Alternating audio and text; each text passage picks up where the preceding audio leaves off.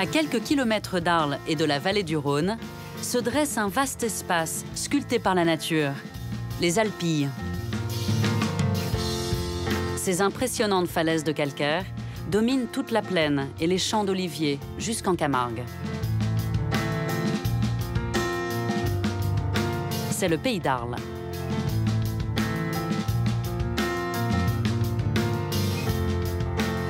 La ville est célèbre pour ses monuments antiques. On l'appelle la petite Rome des Gaules. Mais sous ses toits, la cité abrite un patrimoine méconnu, un trésor caché au hasard des rues.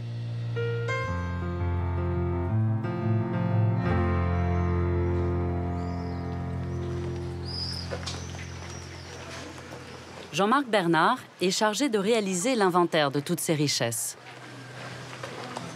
La richesse du patrimoine arlésien est telle, j'ai jamais trouvé une ville où il y ait autant de richesses entassées de toutes les époques, de toutes les natures. C'est vraiment une ville fascinante pour qui aime le bâti et alors d'une qualité extraordinaire. Ça, c'est une déclaration d'amour, ça. Ah, totalement, totalement. C'est le grand amour de ma vie. Enfin, un des amours de ma vie. Pour découvrir ces traces de l'histoire de la ville, Jean-Marc monte sur les terrasses de l'église des Prêcheurs.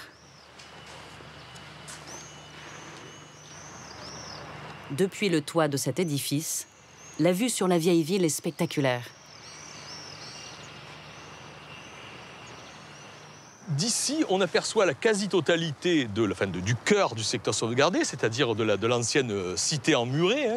Et ça peut être pris comme un jeu de piste, c'est-à-dire que là, on peut essayer d'analyser ce qu'on aperçoit. Vous voyez, par ici, là, nous avons une tour du 5e siècle, vous voyez, qui est vraiment englobée dans le bâti actuel. Et c'est une construction qu'on aperçoit de nulle part. Et c'est véritablement ainsi que on peut définir la ville d'Arles, un enchevêtrement, une accumulation de bâtiments de toutes époques qui finissent par donner ce charme tout à fait particulier à cette ville. Ce charme particulier s'est construit au fil des siècles. La ville a été une colonie romaine, puis la préfecture des Gaules, avant de devenir la résidence des premiers comtes de Provence. Une histoire inscrite dans le plan même de la cité.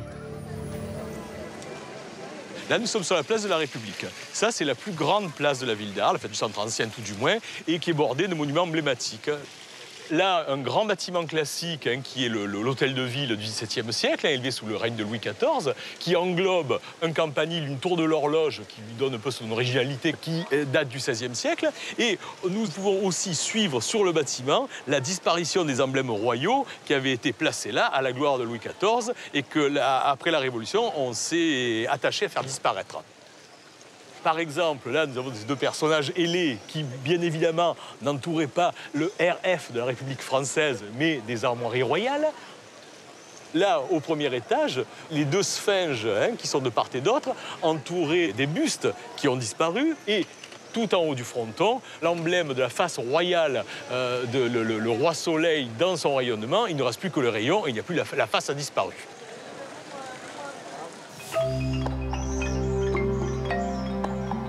Arles possède aussi des traces méconnues de son histoire. Pour les préserver, la ville a entrepris le plus grand inventaire jamais réalisé. Près de 5000 immeubles à répertorier. On part à la découverte de quelques lieux originaux du paysage arlésien. Il y en a un petit peu partout sur la ville d'Arles, hein, un peu partout, n'importe où. Ici, voilà, une porte du 15e ou 16e, vous voyez, qui est dans qu'on lit dans les maçonneries. Et partout, comme ça, dans cette ville d'Arles, on trouvera des choses pareilles. Ici, des fenêtres Renaissance. Là, une gargouille en forme de masque.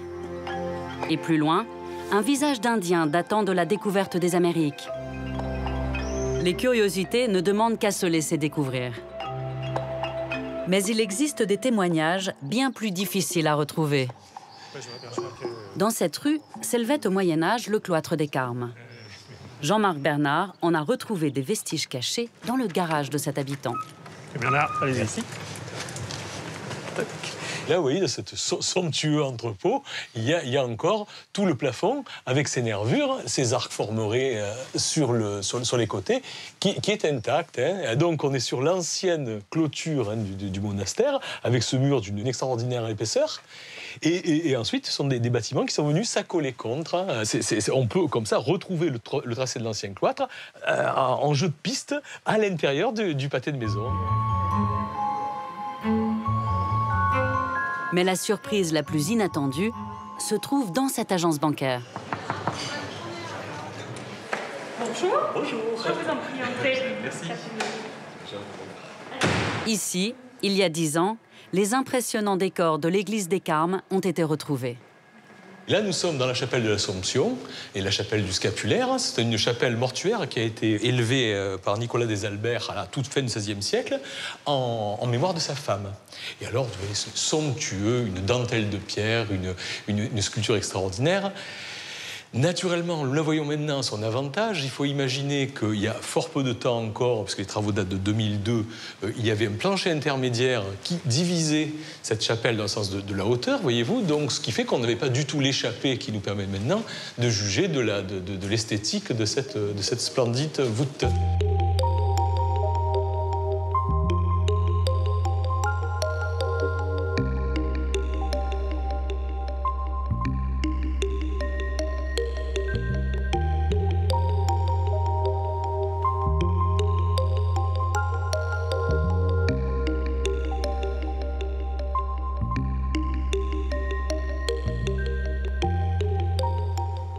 Nous savions qu'il existait l'église des Carmes, il y avait des restes importants de l'église des Carmes, mais on était loin d'imaginer qu'il pouvait rester des vestiges aussi importants, et même cette polychromie que nous apercevons, c'est une polychromie d'origine, ça c'est vraiment une surprise, et puis alors la finesse des sculptures, c'était totalement insoupçonnable. La restauration de cette agence bancaire a duré 2 ans. Et comme le permet la tradition, l'artisan tailleur de pierre qui a rénové ces chapelles a laissé la trace de son passage. Il s'est amusé à sculpter le visage de Jean-Marc lui-même.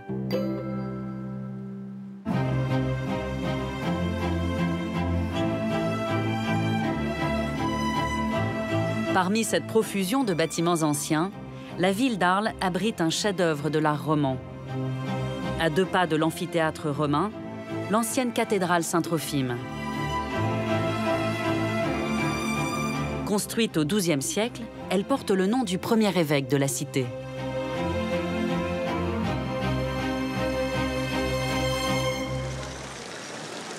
Son portail est l'un des plus grands ensembles sculptés de l'art roman en Provence.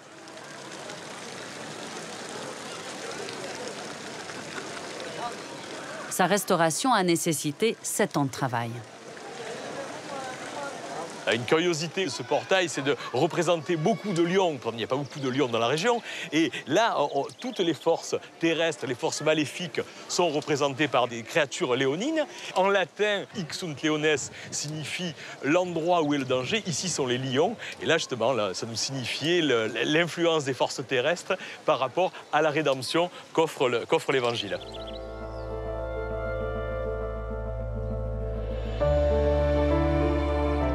Au cœur du monument, le cloître le plus célèbre de Provence. Classé au patrimoine mondial de l'UNESCO, c'est l'une des constructions les plus belles de son époque. Pourtant, il y a encore 2 ans, la splendeur du monument était menacée.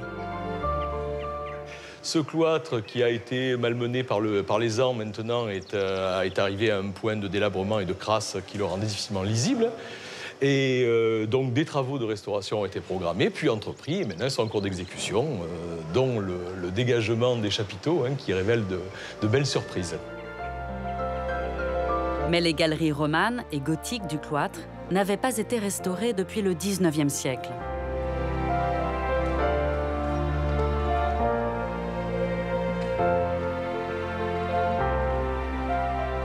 Et la finesse des statues avait disparu, abîmée par les fumées et les infiltrations.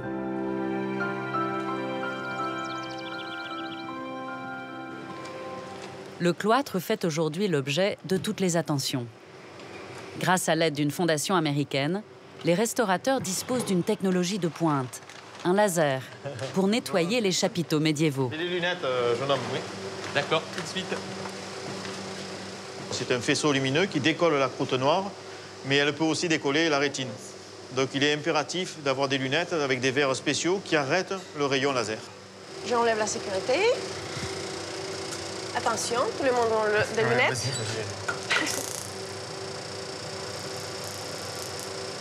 On entend la micro-explosion. Voilà, on décolle la croûte noire. Et on arrive à une couche jaune.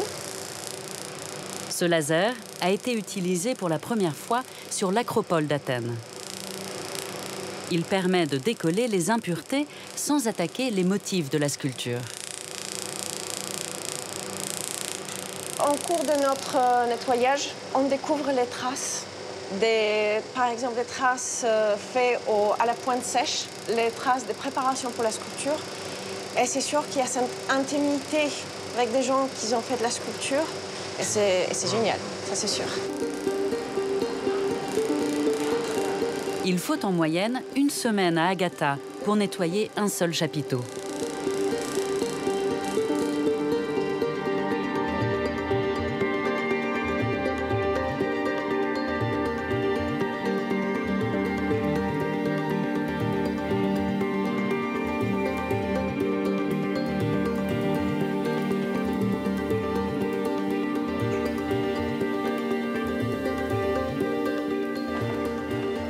Mais la restauration du cloître ne s'arrête pas là.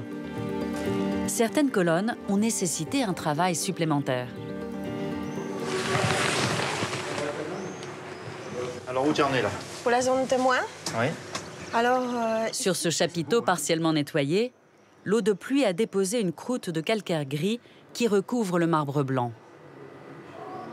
il y a l'encroûtement très épais, très granuleux, avec ces 2 strates, jaune et gris. Et on arrive à libérer, c'est vraiment qu'en libération des sculptures. Là, on a une feuille qui est plus lisible. Et là, on arrive à trouver les arêtes. C'est pareil pour le détail des galons de la robe, qui est quand même très beau, très bien sculpté. Les drapés. Le marbre du dessous est sain, il est très sain. On a même les phalanges. Ah, hein.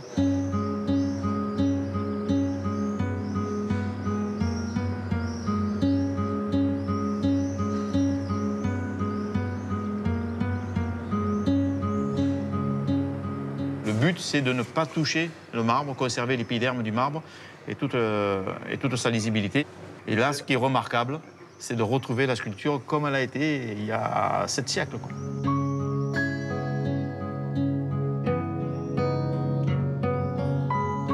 Quelques mois seront encore nécessaires pour que les restaurateurs puissent redonner aux chapiteaux et aux colonnes du cloître de Saint-Trophime leur aspect d'origine.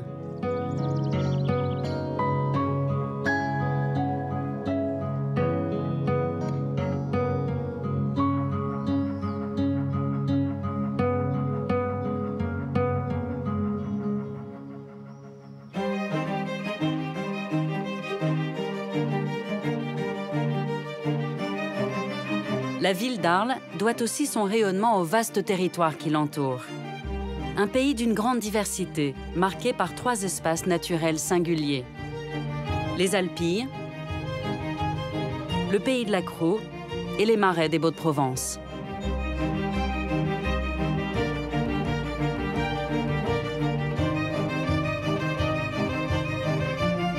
Au Moyen Âge, ce territoire était dominé par le château des Baux-de-Provence, l'une des plus impressionnantes forteresses de France.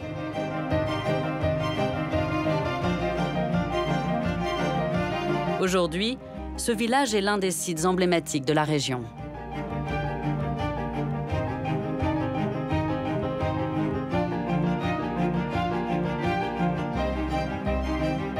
Le château, construit entre le XIe et le XIIIe siècle, surplombe toute la plaine.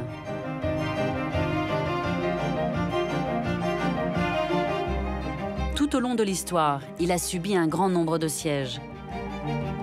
Et ses bâtisseurs ont dû trouver des solutions pour lutter contre les agresseurs. À flanc de montagne, au pied de la forteresse, ils ont creusé un passage secret. Aujourd'hui, Cyril Dumas, le conservateur, est l'un des seuls à pouvoir l'emprunter. Ici, nous nous trouvons devant la porte secondaire du château. Il faut savoir que dans chaque château, il y a très souvent une légende qui évoque l'histoire d'un passage secret. Au Bourg, on a cette chance, elle est réelle, elle existe. Alors, ce passage est réservé, bien sûr, aux propriétaires des lieux, qui se rendaient directement à l'intérieur du château en traversant donc la montagne, à travers ce très grand tunnel qui permettait aussi de laisser passer l'homme et sa monture. Cet escalier souterrain était un passage tentant pour d'éventuels envahisseurs. Mais les attaquants qui s'y risquaient se retrouvaient pris dans un véritable piège. Si une personne réussissait à déjouer donc, l'attention des portiers, et là, s'il ne présente pas la bonne invitation, il risque de souffrir de jets de pierre ou d'autres armes de défense. Le passage débouche en effet sur cette fosse profonde. Les envahisseurs sont alors à la merci des soldats cachés dans ces postes de guet. La puissante forteresse a pourtant été assiégée de nombreuses fois. Pendant ces périodes d'insécurité, les paysans ont souvent dû se réfugier dans les nombreux abris naturels tout autour du Rocher des Baux. Eh ben, quand tu veux. Thierry, c'est bon. Avec 2 amis alpinistes, Cyril Dumas a entrepris d'explorer ces anciennes caches dispersées dans les Alpilles. Ce type de sortie, ça me permet tout simplement de faire l'inventaire de l'ensemble des traces et des occupations qui se sont succédées sur le rocher. Cette passion, elle vient de l'enfance probablement. J'ai une petite particularité, c'est que mes grands-parents sont originaires des Baux-de-Provence. Donc j'ai pu revenir sur les terres natales, comme on dit. Et c'est ça qui me motive finalement et qui excite ma curiosité. Cyril a déjà visité une trentaine d'abris, certains occupés dès la préhistoire. Les plus impressionnants se trouvent sur le Rocher des Baux lui-même.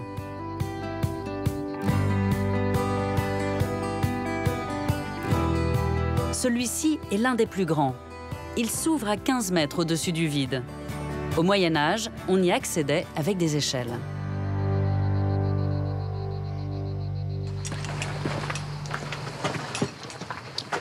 Voilà, c'est ici que je voulais vous emmener.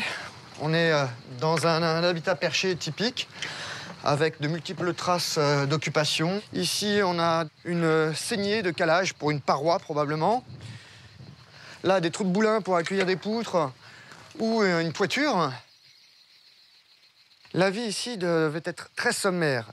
Il faut savoir d'abord que toutes les activités se trouvaient à l'extérieur. On peut imaginer donc des activités liées à l'élevage ou à l'agriculture ou à la taille de la pierre. Et le soir, la famille rentrait se protéger dans cet abri sous roche, avec ici une zone qui a été aplanie, donc une zone plutôt de repos.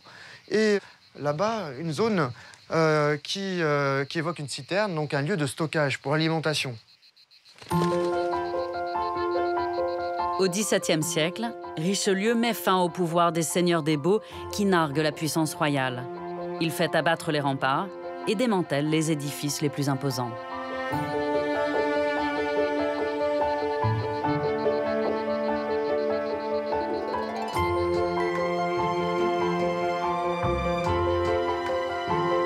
Face aux Baux-de-Provence, ce paysage de rochers cache une des richesses de la région. Ces immenses carrières creusées sous la colline au XIXe siècle. Parmi les plus impressionnantes, la carrière Saragan. Une véritable cathédrale de pierre, la dernière encore en activité.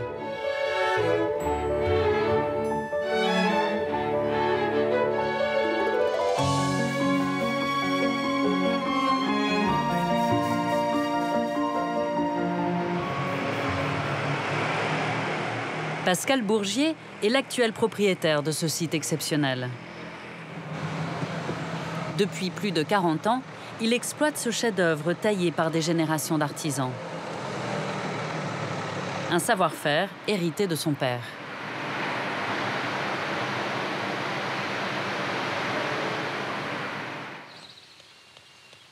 Chaque bloc est découpé à la scie, mais pour juger de sa qualité, c'est d'abord une question d'oreille. Tu veux pas le relever ou non? Pas mal. Sonde-le pour voir un peu, si ça... De l'autre côté. Si le son est clair, c'est que la roche est bonne, quoi, hein. Et si ça ne sonne pas, à ce moment-là, c'est qu'il y a véritablement un problème, quoi. C'est aussi en faisant sonner la pierre des murs et des plafonds que les carriers progressent au cœur de la montagne. À l'oreille, ils traquent ce qu'ils redoutent le plus, la faille qui pourrait menacer l'ensemble de l'ouvrage. En fait, c'est la pierre qui te mène à des endroits. C'est le carrier en lui-même, bon, il faut qu'il y ait de la réflexion, quoi, dans le sens de l'exploitation des galeries. Mais la nature est toujours là, il faut la respecter, quoi. Et bon, et on va en fonction de toutes les fissures qu'il y a, quoi, dans les plafonds. Donc là, évidemment, il y a une sensibilité, quoi, voilà, dans le lieu, quoi. En suivant le chemin de la pierre, les hommes se sont enfoncés au plus profond du massif, creusant parfois d'imposantes galeries. Celle-là, on l'appelle la longue, parce que elle a été surtout longue à faire, quoi. Bon, aussi parce que elle a quand même une longueur tout à fait exceptionnelle, quoi. Voilà. Celle doit faire 37 mètres, presque une quarantaine de mètres. C'est un lieu qui est très attachant, quoi. Moi, je suis là, je fais pratiquement partie des piliers, quoi, maintenant, quoi, donc à soutenir cette carrière, quoi. J'arrive pas à me séparer de ce lieu, quelque part. Oui, c'est vrai que je suis amoureux, quoi.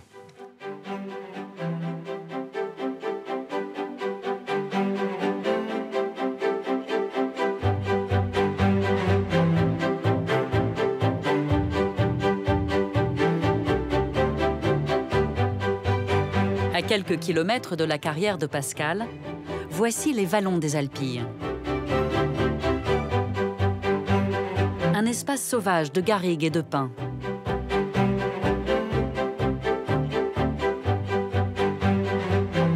Ici, les essences et les senteurs de Provence font le bonheur des abeilles et des apiculteurs.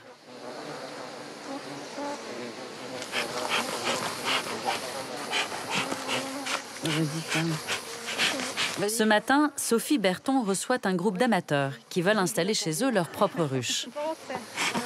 C'est pas de la trompette, c'est de l'accordéon. Pour Sophie, la première préoccupation, c'est d'élever des abeilles pour aider à la survie de cette espèce de plus en plus menacée. Ça, c'est un dessin qu'on a fait, hein.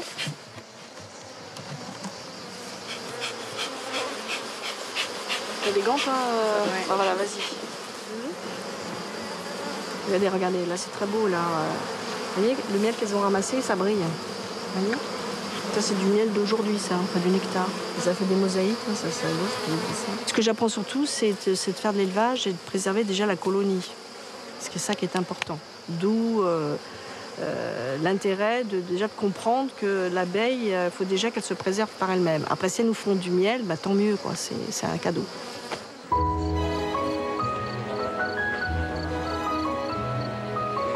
Dans cette initiation, la connaissance du milieu naturel est essentielle. Avec l'aide de Sophie, les apprentis apiculteurs apprennent à reconnaître les plantes importantes pour la survie des abeilles. Ça, elle s'éclate au mois d'août avec ça. Hein. Et pourtant, ça ne paye pas une mine. Hein. Et ça nous sauve, si tu as des ruches dans les Alpilles et que c'est la période sèche, ça les sauve, ça. Moi, j'ai fait des mielés avec ça. Ça fait un miel très noir, qui ressemble un peu au miel de fenouil. C'est un goût de noix. Pourquoi on dit qu'on ne peut avoir que du miel d'acacia, que du miel de châtaignier, alors qu'il y a plein de plantes autour où les abeilles peuvent aller? Quand une abeille va vraiment polliniser une fleur, elle va aller jusqu'au bout de cette floraison. Et je vois ici, il y a du romarin et du thym qui peuvent fleurir au même moment. Elles ne vont pas lâcher le romarin, même si c'est vraiment en terminaison de floraison par rapport à du thym. Eh ben, elles préfèrent le romarin. Poussée par sa passion, Sophie a eu envie de renouer avec une tradition ancienne. Un savoir-faire progressivement abandonné au XXe siècle, avec l'invention des ruches modernes. Vous prenez un petit bout de rotin. Le rotin, on le mouille aussi. Ah oui, toujours aussi, hein, pour qu'il se travaille mieux. Tiens. C'est grâce au talent de Béatrice, une amie vannière, qu'elle peut aujourd'hui faire revivre cette activité insolite. On est en train d'essayer de faire la même chose que ça, c'est-à-dire une ruche en paille, traditionnelle. Hein. C'est vraiment une ruche qui est extrêmement ancienne, qui existait déjà au 15e, 13e siècle. Selon la région, ça peut être de la paille de seigle. En Camargue, on va essayer d'en faire en riz, hein, parce qu'il y en a. Voilà. Il faut sans arrêt en tension. Toujours être aussi bien le cordon que le lien. Il faut de la force. Hein. J'attends. Il ne faut pas craindre les crampes dans les doigts. Ça va nous prendre combien de temps pour arriver à ce résultat? Pour faire ça, j'ai mis un bon après-midi, on va dire 4 heures, 4 bonnes heures pour faire ça, pour démarrer. Un travail long qu'il fallait sans cesse recommencer, puisqu'à l'époque, la ruche en paille était détruite à chaque récolte. Mais pour Sophie, cette méthode pourrait être une solution pour attirer de nouvelles colonies d'abeilles. Ça, c'est l'outil idéal pour une préservation la plus naturelle possible. C'est une matière naturelle. L'essaim a une forme de ballon. Ça représente exactement la forme initiale d'une ruche en paille. Et donc, tous ces éléments-là font quand même que l'abeille, c'est pas un hasard si depuis 3 millions d'années elle est sur Terre et qu'aujourd'hui elle meurt. C'est parce qu'il y a cette approche de l'homme et de l'abeille qui n'existe plus. C'est peut-être un outil peut-être utopique de ma part, mais j'ai envie d'essayer quand même. Attends, je vais craquer. Mais non, tu vas pas craquer, tu vas voir. ça va. Le projet de Sophie est ambitieux. Elle veut reconstituer un appier traditionnel de Provence. On l'installe là-bas? Ouais. Une cinquantaine de ruches disposées dans un mur de pierre sèche. Après une semaine de travail, la première ruche est terminée. Voilà, on va la mettre, on va l'enquiller là, comme on dit en Provence. Voilà.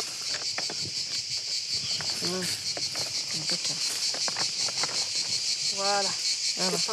Ouais, c'est pas mal. C'est calé. Voilà. Comment ça marche alors, une ruche comme ça? Alors ça me fait rigoler, oui. Comment ça marche? Bon, d'abord, il faut aller chercher un essaim d'abeilles, soit accrocher à une branche, par exemple. Donc, l'avantage, c'est vous retournez votre panier. Il y a un essaim qui pend sur une branche. Vous secouez la branche, pof, nickel, ça tombe dedans. D'accord? Et après, les abeilles vont rentrer et sortir et elles vont commencer à construire donc de la cire et fabriquer donc le miel, mais aussi pour faire l'élevage de leurs jeunes larves. Voilà. D'ici à quelques mois, des dizaines d'essaims partiront à la conquête de ce nouveau paradis.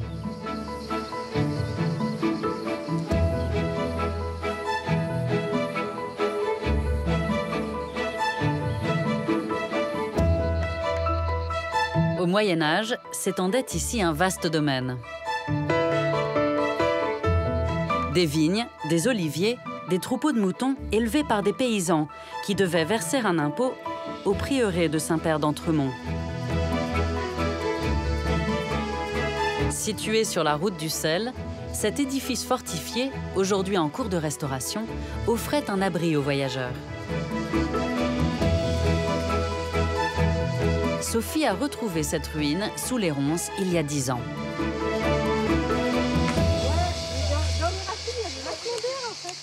Chaque été, tous les membres de son association reprennent le chantier.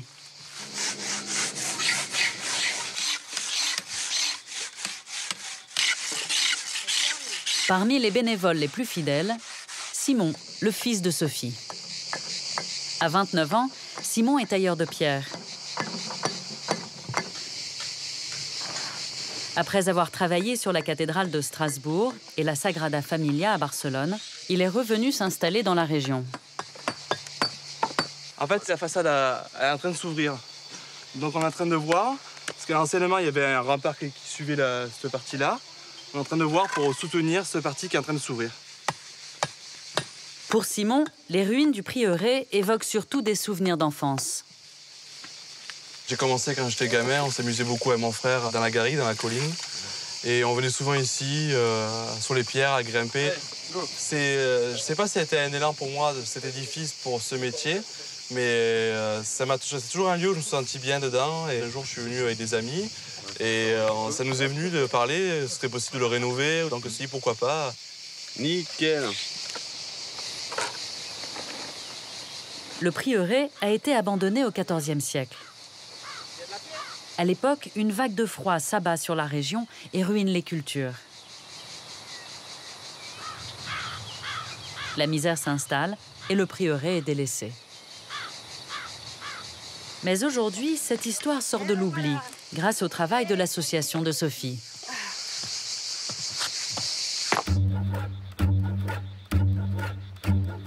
À quelques kilomètres du prieuré, au pied des Baux-de-Provence, se tient chaque automne un événement très attendu.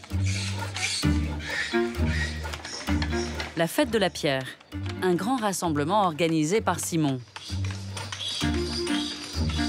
Juste que je sais pas, pour un petit conseil, oui. Ça arrive à plus avoir la forme. Tu vois, tu as encore en gras ici, là. Ouais. Et là, tu pourrais faire une petite cisure. Un week-end au cours duquel les tailleurs de pierre se défient. Parmi les concurrents, des professionnels confirmés, mais aussi de jeunes apprentis. Anaë a 16 ans et elle suit une formation professionnelle dans un lycée de la région.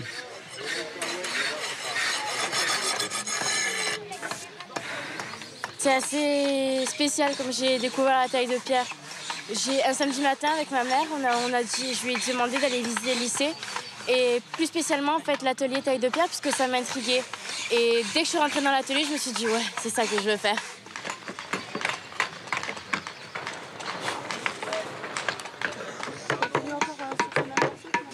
Pour être tailleur de pierre, c'est la passion, c'est ça. La passion du travail, être patient, minutieux,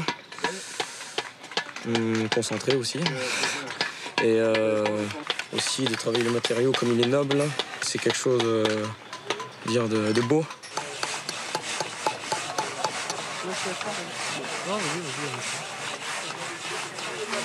La matière, c'est ce que j'aime, c'est la pierre, la dureté, c'est la matière en elle-même. Après, il y a le geste, le fait que ça défoule aussi. Il y a besoin de se défouler, tu as les nerfs, tu prends un taillant, tu vas taper un coup, ça fait du bien, quoi. Et ce que j'aime bien aussi, c'est rentrer le soir à la maison après une journée d'atelier, c'est crever, c'est excellent, quoi. On dort comme un bébé. On dort comme un bébé. J'adore. Avec cette fête, Simon veut montrer que la taille de pierre est aussi un métier moderne qui doit évoluer avec son temps.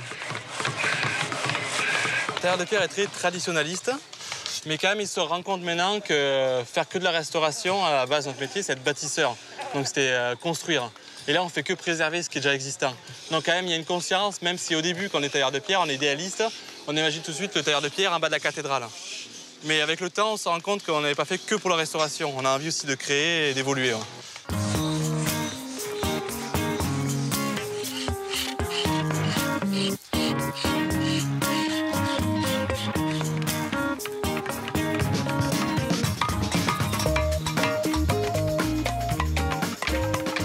Quelques heures plus tard, les lycéens ont bien avancé.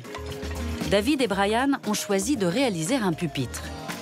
Brian se charge de la colonne, pendant que David taille le plateau.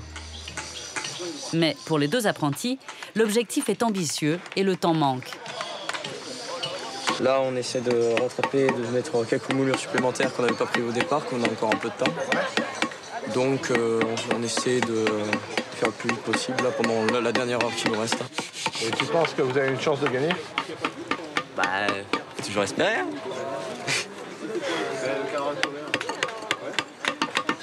Dernier coup de ciseau avant que le jury ne délibère.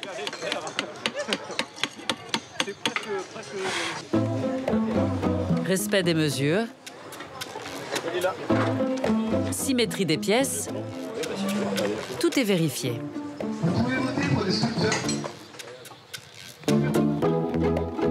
Pour les lycéens, les secondes passent comme des minutes. Pour les meilleurs, c'est bientôt l'heure de la consécration. Donc, le premier des pupitres, c'est Brian et David qui ont gagné.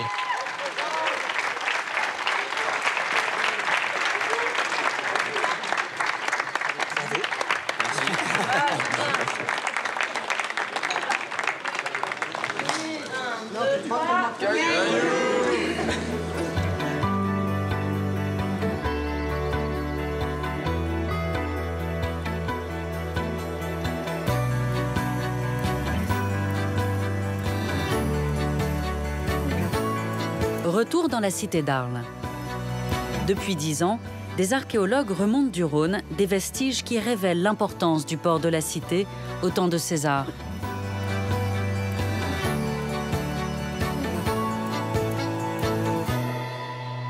Mais en août 2011, c'est un incroyable sauvetage qui se prépare. Une équipe s'apprête à remonter l'épave d'un bateau romain. Les moyens sont inédits. Une barge a été installée à l'aplomb de l'épave. Et surtout, pour la première fois en France, des scaphandriers professionnels sont venus épauler les archéologues.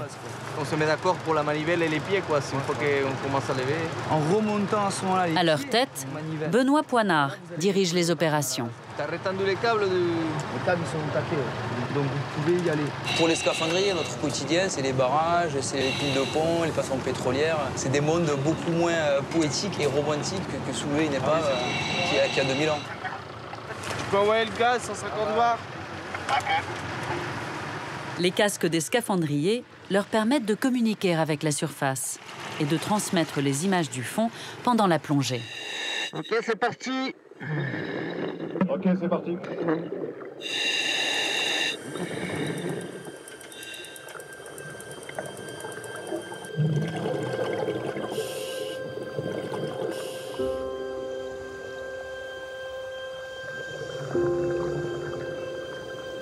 Cette épave en excellent état est la plus ancienne et l'une des plus longues barges antiques jamais retrouvées.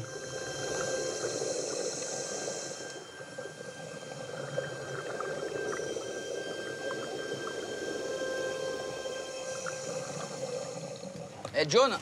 Oui.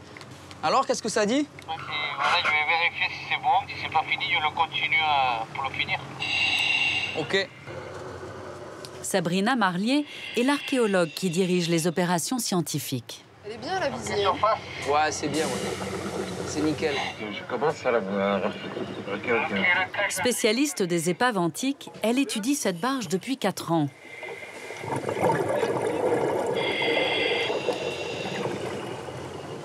C'est un bateau qu'on appelle un chaland. Donc c'est un bateau déjà de l'époque gallo-romaine qui est daté assez précisément du début des années 50 après Jésus-Christ. Et un chaland, ça signifie que c'est un bateau à fond plat destiné exclusivement à la navigation en milieu fluvial. On peut considérer que c'est l'équivalent de nos péniches actuelles.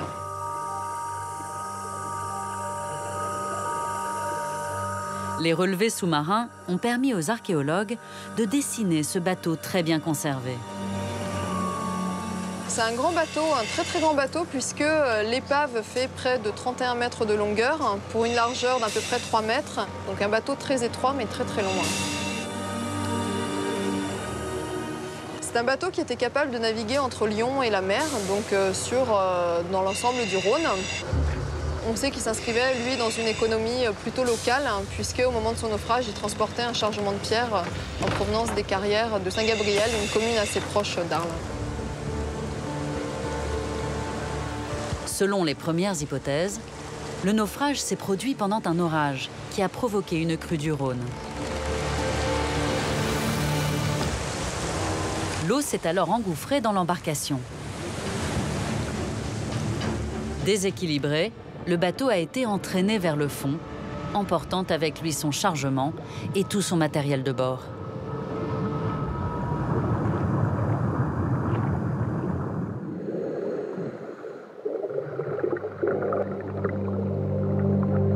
Aujourd'hui, la vaisselle de l'équipage, le gouvernail et le mât sont toujours en place, ce qui rend cette épave unique.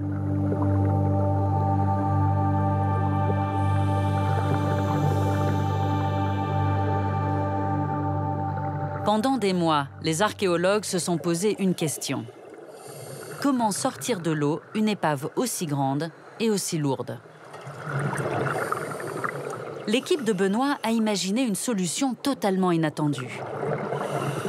Découper le bateau en tronçons avec une simple scie.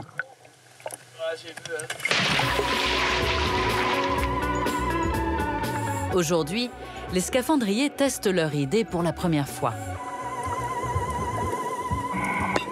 Ok, bah écoute, j'ai commencé la découpe.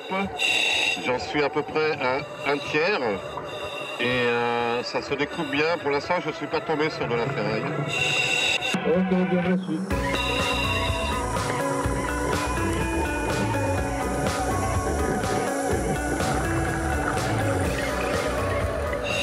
La coupe est terminée. Vous pouvez commencer la manip du levage. Ok. Sur le ponton, le reste de l'équipe entre en action. Centimètre par centimètre, elle remonte le tronçon de l'épave vers la surface. Ça commence à décoller. Ça s'écarte un peu. Après des mois de préparation, Sabrina est aux premières loges. Mais j'ai là le bébé. Mais c'est marrant de voir la coupe, de voir le bateau une fois coupé comme ça. Ouais, c'est bien, t'as la meilleure vue en ces moments-là. Affirmatif. En pensant que ça a été fait il y a 2000 ans.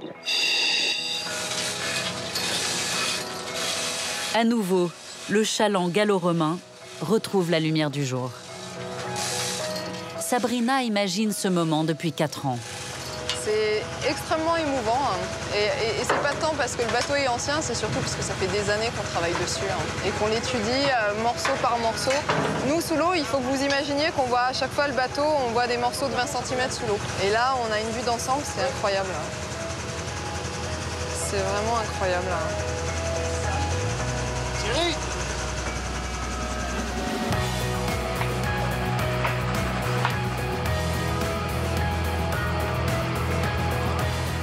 La sortie de ce premier tronçon est le début d'un invraisemblable pari. Remonter l'ensemble du bateau en quelques mois seulement. Pour le calage, c'est génial. Ils ont fait un truc... Pour Claude Sintès, le directeur du musée qui va exposer ce bateau, ce sauvetage est un événement. On décompte là actuellement ce bateau, on a les cordages sur lesquels ils ont tiré, on a les maillets avec lesquels ils ont tapé contre les bordées. Donc tout ça, c'est une tranche de vie extraordinaire qu'on n'a absolument pas l'habitude de voir. Et du coup, je vous avoue que là, c'est hors norme. Et ça, c'est fantastique pour nous.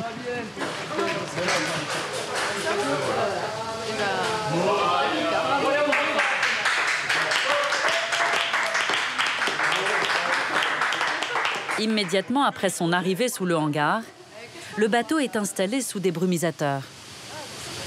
Car pour lui, le changement de milieu est particulièrement violent. Après 2000 ans passés sous l'eau, le bois ne doit surtout pas sécher. Ce qui se passe, c'est que le bois est gorgé d'eau. C'est-à-dire que toutes les fibres à l'intérieur, au lieu d'avoir de la cellulose, elles contiennent de l'eau. Donc ce qui fait que si on sort le bois et si on le laisse sécher, l'eau va s'évaporer et toutes les structures vont s'effondrer. Et dans ce cas-là, on va avoir un bois complètement explosé. Donc voilà pourquoi il faut sans arrêt le mettre soit dans l'eau, soit l'asperger toute la journée.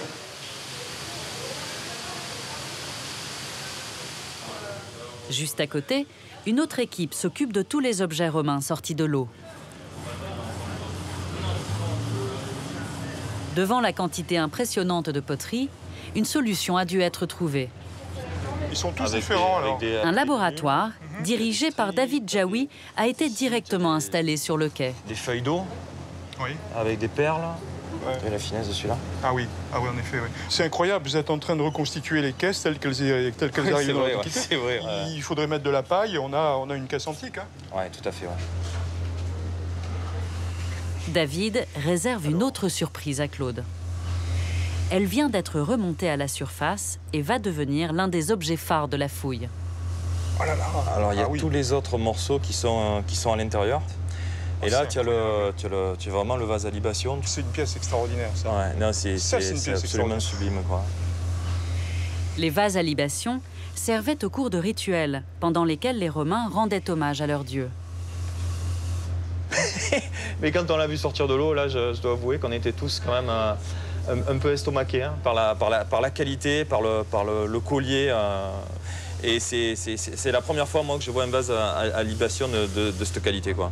Là, on retrouve le plaisir, quand on était enfant, de vouloir faire archéologue, de découvrir des beaux objets.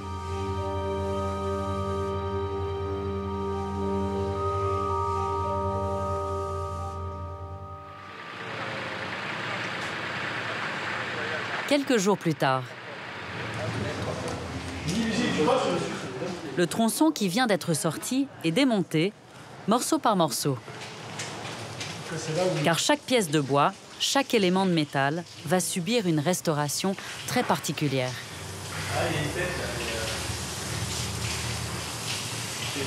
Ça paraît assez simple. En fait, il faut savoir que ce bois, qui est du chêne, ça s'apparente plus maintenant à une mode de beurre que vous sortez du frigidaire, ou même qui est sorti du frigidaire depuis un moment. C'est-à-dire que ça n'a plus aucune résistance. C'est du bois gorgé d'eau, extrêmement fragile. Donc le clou, lui, a été fiché dans ce bois il y a 2000 ans. Donc il faut quand même être très prudent quand on l'enlève. Un peu de marge. Attends. Allez, doucement. Une à une, les 235 pièces qui composent le chaland vont quitter Arles pour vivre à Grenoble la suite de leur aventure.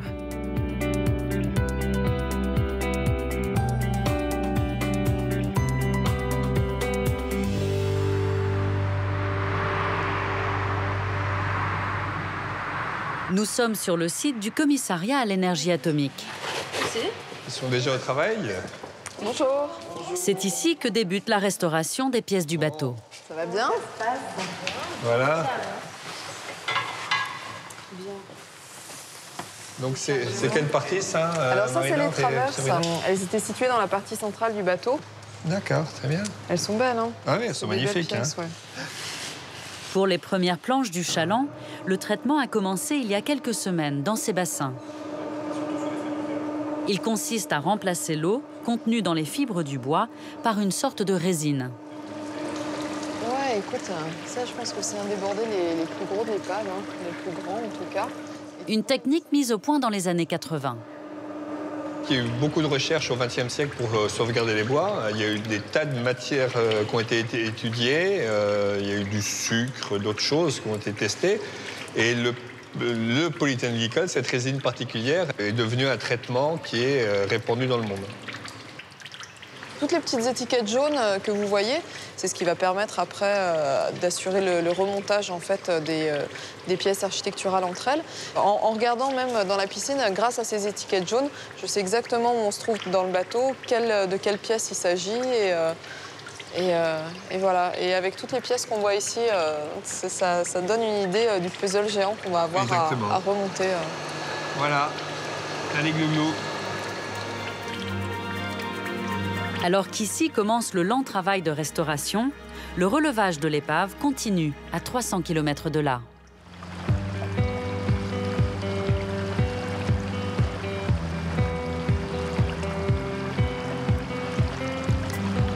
Sur les rives du Rhône, les plongées s'enchaînent. Dans 4 semaines, tout doit être terminé.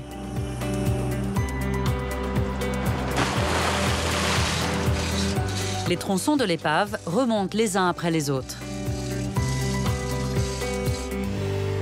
Mais en cette fin du mois d'août, les orages menacent de ralentir le travail. Ok, reçu. Si la tempête s'installe et que les eaux montent, le chantier risque de prendre du retard.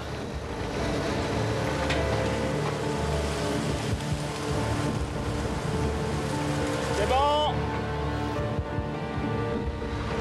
Le problème, c'est qu'il y a beaucoup de vent avec des rafales et qu'on n'est pas sûr de pouvoir faire le levage pour poser le berceau à terre. Donc on est un peu entre lever et un risque de rafale ou laisser dans l'eau avec les orages qui arrivent.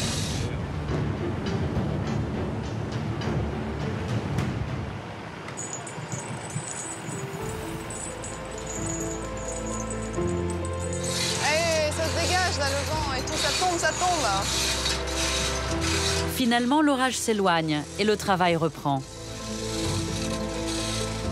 Après 3 mois d'efforts acharnés, les archéologues épuisés reprennent espoir.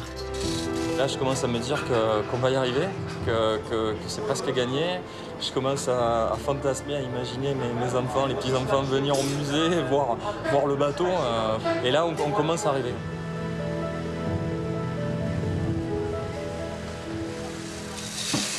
Un mois plus tard, la météo a finalement permis la remontée des 9 premiers tronçons. Le moment du dernier relevage est enfin arrivé. Aïe, aïe, aïe, aïe, aïe, aïe, aïe, aïe. On va se le rappeler pendant quelques années, ce moment. Aïe,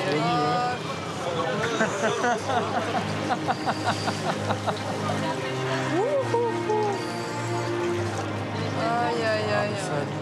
Il y a 7 ans, l'épave était découverte. Aujourd'hui, sa proue réapparaît.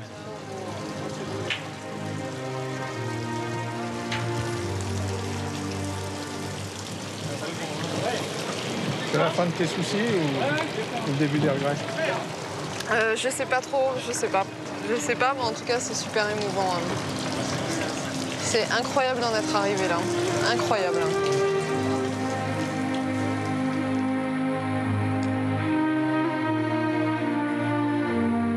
Pour la première fois au monde, un chaland gallo-romain complet a pu être remonté à la surface.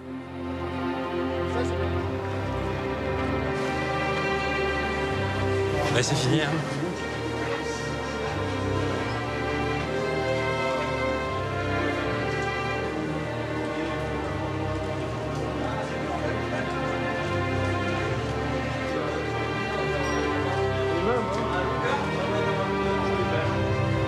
C'est bon, ça passe?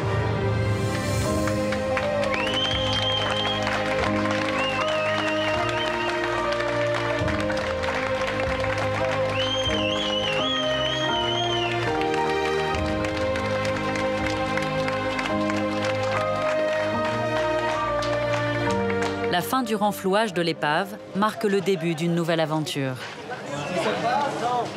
Nous retrouverons toute l'équipe face à l'incroyable puzzle du remontage du bateau.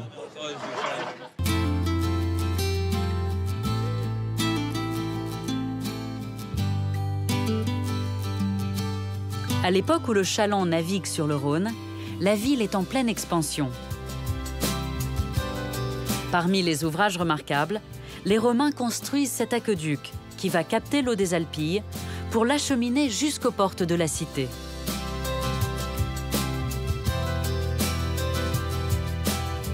Aujourd'hui, ces vestiges, cachés sous les arbres, font l'objet d'une attention toute particulière.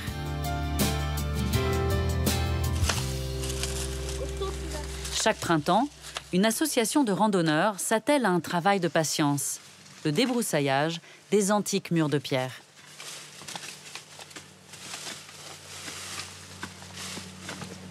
Peu à peu, l'ouvrage réapparaît sous le regard d'un archéologue autodidacte, Otello Badan.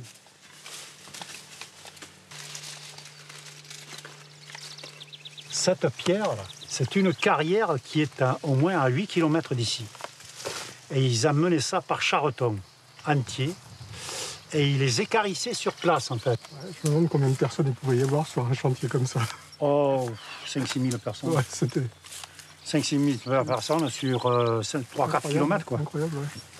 Il y avait celui qui enlevait la végétation, celui qui creusait la terre, celui qui creusait le rocher, les géomètres, avec tout ça qui nivelaient le terrain. Hein. Alors, il faut tout calculer, là. Voilà. Cet ouvrage a été bâti au 1er siècle par les ingénieurs romains. À l'époque, la construction de cet aqueduc était une véritable performance. La canalisation devait transporter l'eau sur 40 km. Pour s'adapter aux courbes du terrain et franchir les vallons, l'eau passait sur ces ouvrages d'art.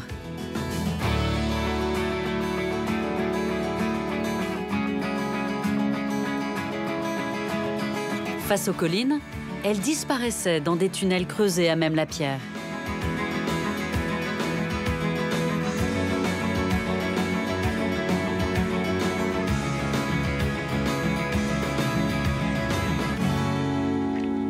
Othello a contribué à la découverte de plusieurs sites de la région. Il sait lire dans la roche les indices qui, comme ici, trahissent la présence de l'aqueduc sous la garrigue.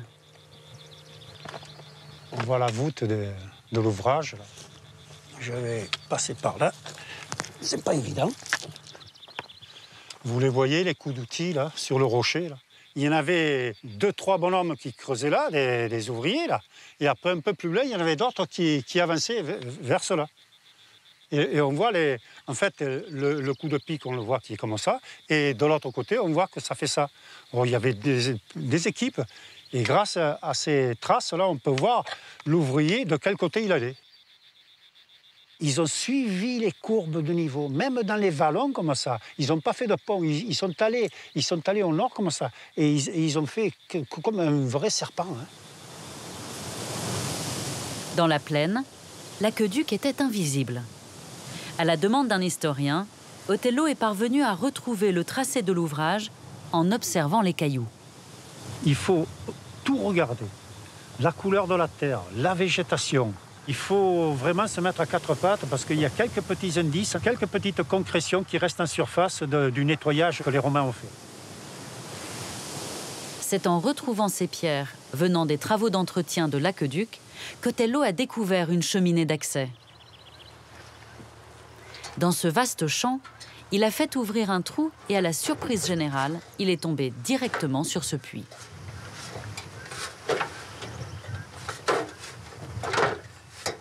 J'ai enlevé la terre et quand on arrive vraiment dans la galerie, vraiment, ça vous coupe le souffle hein, de voir cet ouvrage. On dirait que ça a été fait il y a 2 mois. Ça a 2000 ans, on dirait que c'est neuf. Et là encore, les moindres traces d'outils deviennent des pièces à conviction. Il devait y avoir des habitants romains pas bien loin, et ils venaient se servir, ils venaient prendre de l'eau qui était plus... En principe, c'est interdit d'aller prendre de l'eau dans un aqueduc. Mais ici, là, on voit l'usure des cordages quand ils venaient prendre de l'eau pendant des siècles. C'est extraordinaire, j'ai jamais vu un truc pareil. Les découvertes d'Othello ont permis de préciser le tracé souterrain de l'aqueduc. Actuellement, les scientifiques travaillent sur une autre partie du tunnel, à une dizaine de kilomètres en amont, en plein cœur des Alpilles. C'est à quelques pas de cette chapelle qu'ils ont découvert une autre entrée. Au pied de cette tour, une impressionnante partie de l'aqueduc est à l'étude. Aujourd'hui, 2 archéologues viennent explorer ce conduit pour aider le travail des historiens. Vous avez une idée de la profondeur? Ça fait environ 16 mètres. Bon, il est là. Les 2 hommes visitent la partie sud du canal souterrain, sous les yeux d'Othello et de Philippe Levaux, un spécialiste du monde romain. Je vais voir si le passage par dessous est possible, mais il est un peu encombré là. Ouais, il y a un bloc qui est tombé d'en haut d'ailleurs et qui gêne l'accès. Ouais, ça passe bien quand même. Ouais. Allez, on peut se tenir debout. C'est quand même un travail assez monumental. Là, on a un puits qui fait presque 4 mètres carrés au sol, sur une quinzaine de mètres de profondeur. Ça représente quand même 60 mètres cubes de roche. C'est pas rien.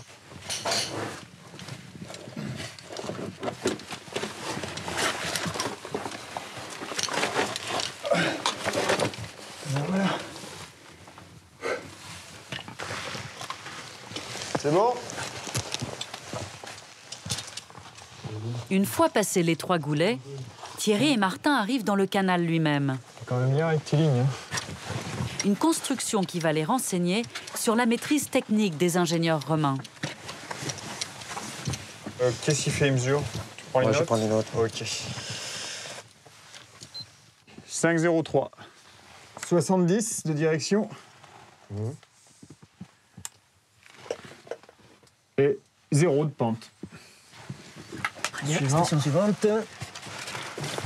Grâce à leurs instruments, Martin et Thierry mesurent la pente réelle du conduit sur plusieurs centaines de mètres. Pour ces deux spécialistes, le caractère rectiligne de l'ouvrage et sa pente très légère sont impressionnants. 60. Alors, sur le plan technique, c'est une prouesse parce qu'il amène l'eau des marais des Molégès qui sont à 48 mètres d'altitude jusqu'à Arles, environ à 8 mètres d'altitude, c'est-à-dire 40 mètres de dénivelé sur une distance de 40 km. Il faut quand même apprécier la qualité du travail des ingénieurs de l'époque pour arriver à faire courir ce fil d'eau sur une telle distance. Ça, je pense que c'est assez spectaculaire. Après plusieurs heures d'observation, les archéologues vont avoir le privilège de faire une découverte émouvante. Voilà.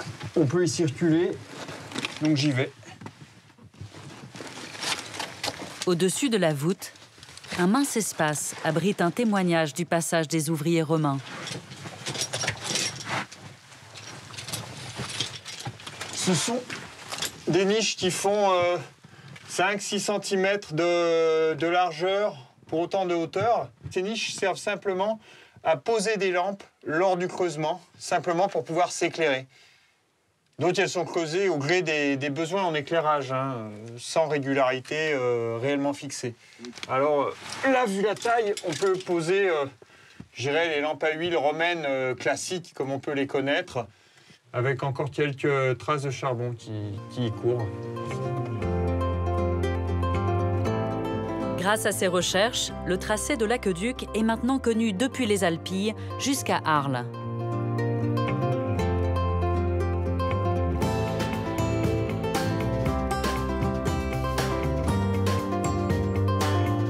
Certaines des falaises de ce massif culminent à près de 500 mètres d'altitude. Au pied de ces montagnes, la culture de l'olivier dessine de formidables mosaïques. Depuis des millénaires, il est l'arbre mythique de la Provence. Dans les Alpilles, il a trouvé un terroir unique et ses fruits alimentent les marchés de la région.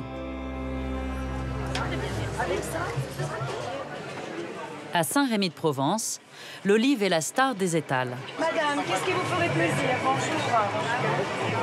Un petit mélange provençal?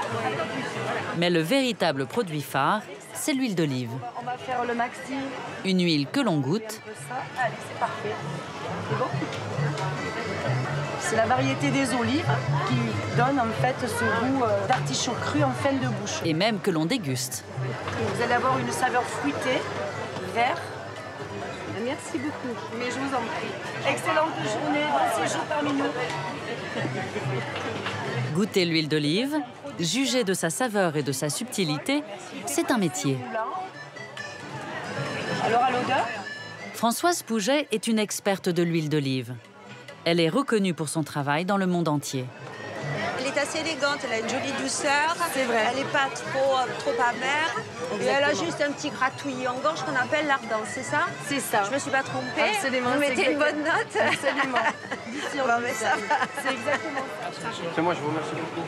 Dans les allées du marché, Françoise Pouget poursuit ses dégustations. Un art qu'elle a appris en Espagne. C'est pourquoi son métier porte un nom étonnant aux accents ibériques. Elle est catador. Alors, catador, c'est ni un gros mot, ni une maladie, ni une tueuse d'huile d'olive. Catador, c'est dégustateur d'huile d'olive vierge. On pourrait, pour concrétiser, que ce soit plus clair, comme étant une œnologue de l'huile d'olive. Aujourd'hui, Françoise est à la recherche d'un produit rare. Alors que les huiles habituelles sont tirées des olives vertes, elle traque le fruité noir, une spécialité provençale issue des olives noires.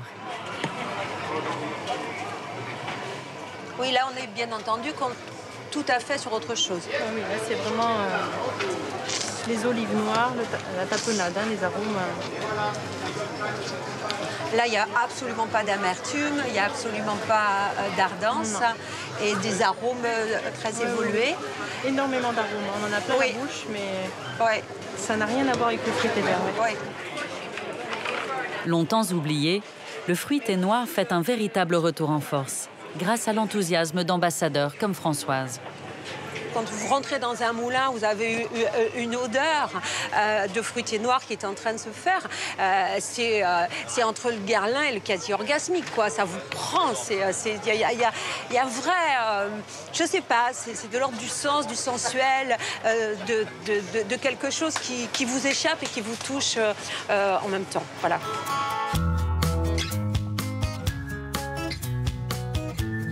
Dans les Alpilles, très peu d'agriculteurs savent encore produire cette huile. Seuls quelques passionnés ont décidé de relancer cette activité ancestrale.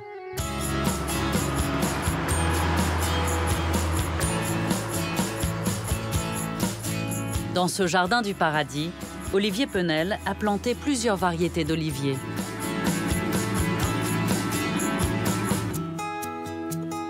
Nous sommes au printemps, les arbres sont en fleurs. La récolte s'annonce bonne. Mais une menace pèse. Les mouches pondent sur les fleurs et compromettent la qualité du fruit. Là, en ce moment, on est en train de passer de l'argile pour éloigner les mouches. Alors, on les voile juste légèrement avec une argile blanche. Et comme il y a eu en ce moment un vol de mouches, et elles ont des gros yeux globuleux, mais plein de petites facettes. Et ce qui fait qu'elles repèrent un olivier à sa couleur. On change légèrement la couleur, elle est perdue, elle va à côté, et c'est gagné. Prochaine étape, ce sera la récolte. Pour produire son huile, Olivier s'est inspiré du savoir-faire de son grand-père. Il a retrouvé cet art qui avait presque disparu. J'ai essayé de revenir sur des gestes simples, sur des goûts d'autrefois. Et j'ai revu tout ce qui se passait pendant mon enfance. Et je me suis souvenu de toutes les odeurs et tout ça, tous les gestes. Et il faisait comme ça, j'en suis sûr. Il faisait comme ça. Parce que quand vous mettez les mains dans un tas d'olives, et quand il est bien, si vous savez bien le faire, ça embaume, ça sent le tabac blond, c'est même plus que l'olive noire, quoi. Ça commence à être un peu cacaoté, truffé, ah ouais, ça vaut le coup. Et on ne se salit pas les mains.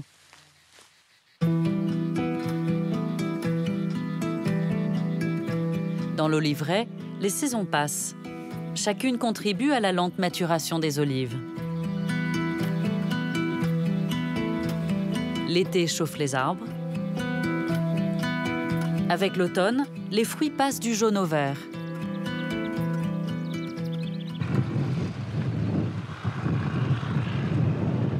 Nous sommes en décembre, les olives sont enfin mûres, prêtes à être cueillies.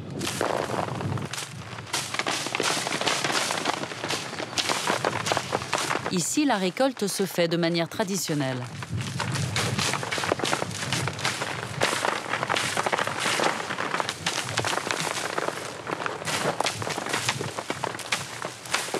Il faut choisir le bon côté pour taper, pas n'importe... Parce que si on tape par exemple comme ça, on peut casser les branches. Il y a un sens de taper, quoi. C'est naturel, quoi. Donc on n'a pas besoin de machines, des trucs comme ça. Donc nous, on ramasse toujours comme ça, quoi. Ça marche. Ouais. Attention, vous, hein? Surtout les yeux. Aïe! Ah! Grâce à cette technique, les cueilleurs ramassent près de 3 tonnes d'olives par jour.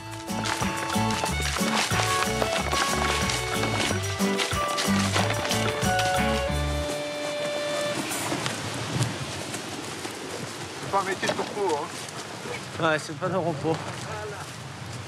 Il est 9 h du matin. Les hommes unissent leurs efforts pour tirer la première cueillette de la journée.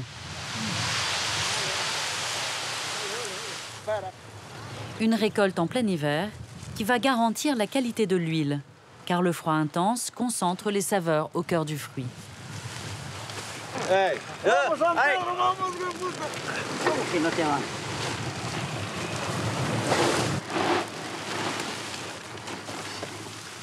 Là, je pense qu'il fait autour de 0. Et avec un bon Mistral à 5 km/h, ouais, c'est assez froid. Il faut résister. Ça fait une bonne huile, c'est essentiel. Sur son domaine, Olivier obtient autant de saveurs qu'il a de variétés d'olives. Certaines variétés apportent un petit peu plus d'acidité, d'autres plus de moelleux, d'autres plus d'onctuosité. C'est comme pour tous les produits, que ce soit le vin, l'huile. Le fait de mettre plusieurs variétés, le goût des unes et des autres se complète pour avoir beaucoup plus de développement aromatique et de structure en bouche. Pour le pressage de son huile, Olivier travaille avec Sophie Denis. C'est dans son moulin que vont être transformées les olives. Avec les quelques pluies qu'il y a eu, Sophie vient évaluer la récolte de l'année. on a de très beaux fruits, très beaux fruits cette année, de beaux calibres et surtout très sains. Ah oui, là, elles sont bien noires, là, vraiment. Voilà. Souvent, on a la question du public, est-ce que les variétés d'olives, est-ce qu'il y a une olive verte? C'est vrai que la plupart des gens pensent que c'est deux variétés différentes, alors que c'est que la maturité. Toutes les olives commencent vertes et mûrissent. En mûrissant, elles se transforment, elles deviennent sombres, pas forcément noires d'ailleurs, c'est plutôt des violets foncés, des bruns foncés, des couleurs robe de bure. Si on regarde bien, c'est jamais noir.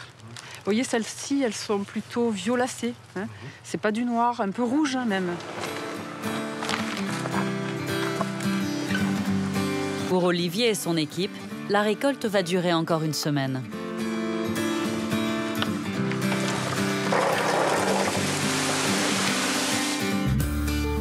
Les fruits prendront alors le chemin du moulin de Sophie.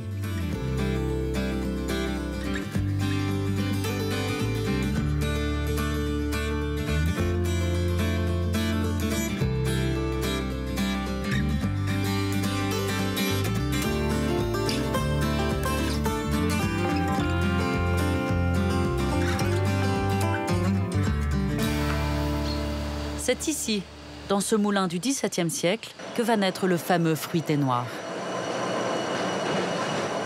Mais avant le pressage, les olives doivent subir une dernière étape.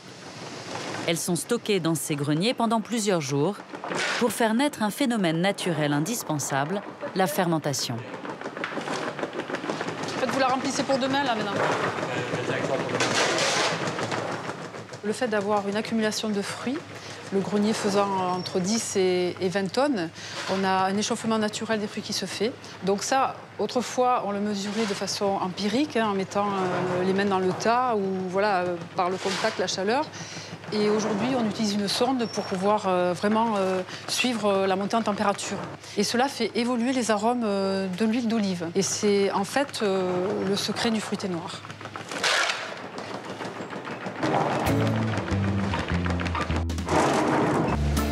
Puis c'est le moment du broyage. Seuls quelques moulins comme celui-ci utilisent encore des meules en pierre. Ce lent malaxage traditionnel est suivi d'un pressage. Dernière étape avant de découvrir ce mince filet doré, l'huile d'olive des Alpilles. Pour Olivier, cette année encore, la magie a opéré.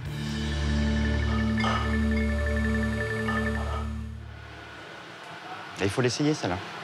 C'est mon huile.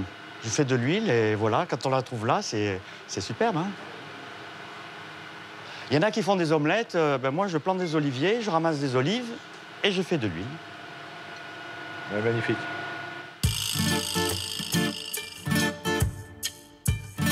Produit d'exception, le fruité noir a traversé les âges.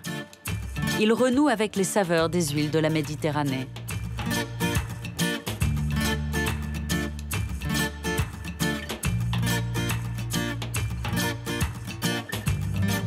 Les Alpilles sont aussi le royaume des vergers. C'est ici, dans ces serres, qu'est cultivé un fruit de l'été, le cantaloup de Provence. Une variété ancienne de melon produite depuis longtemps par Lina et Jeannot.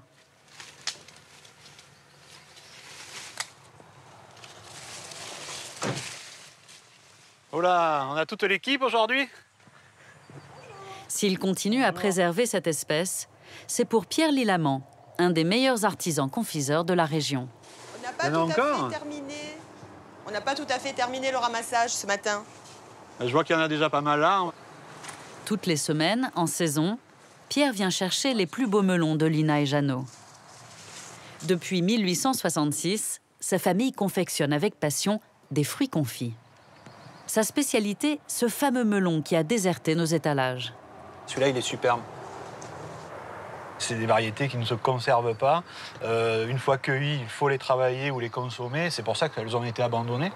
Mais par contre, pour faire du fruit confit, pour retrouver un goût de fruit dans le fruit confit, il faut absolument travailler avec ces variétés-là. C'est pour ça vraiment qu'on travaille.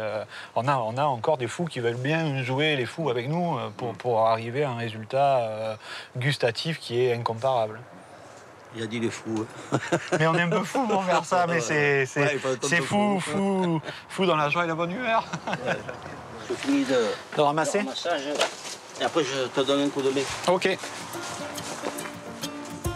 Pour conserver cette variété de melons, Lina et Jeannot gardent les graines d'une année sur l'autre. Direction Saint-Rémy-de-Provence, à quelques kilomètres de là.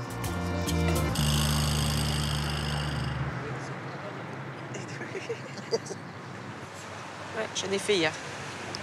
Dans la cour de l'entreprise, à l'ombre d'un grand platane, les femmes prennent le relais. Parce qu'avant d'être confit, le cantalou de Provence doit être débarrassé de sa peau. Un rituel qui se transmet de génération en génération. Mes grands-parents, arrière-grands-parents faisaient de cette façon. Ma tante nous a appris avec mon frère à peler les melons. Et puis c'est la marque de fabrique en fait. On les a toujours vus faire. J'y suis tombée dedans quand j'étais petite. C'était mon père qui m'apprenait à faire ça. Et je me suis toujours régalée. Je sais pas, on m'a transmis cet amour du fruit, du travail, de tout. Alors, c'est pas un travail pour moi, c'est un amusement. C'est la plus rapide. Ah oui, j'en fais à peu près 10 à l'heure. Ouais, en fait, il faut vraiment que la lame, qu'on voit la lame. Il faut enlever que vous voyez, des petites pelures. Hein, ouais. C'est très très fin. Et en fait, on se retrouve au bout de, bon, pour moi 10 minutes, un quart d'heure, avec la forme du melon comme ça. Enfin, on dirait pas qu'il a été pelé en fait. Hein. En fait, ouais. On sculpte, on fait de l'art, on dira, à notre façon. C'est bon? Il a l'air vert. Après, je te le laisse pour une fois. Toute la journée, les femmes répètent les mêmes gestes, fixant leur attention sur la lame du couteau et sur l'épaisseur de la pelure. Préparer ensemble ces melons, c'est aussi nourrir les liens qui unissent ces femmes, toutes générations confondues.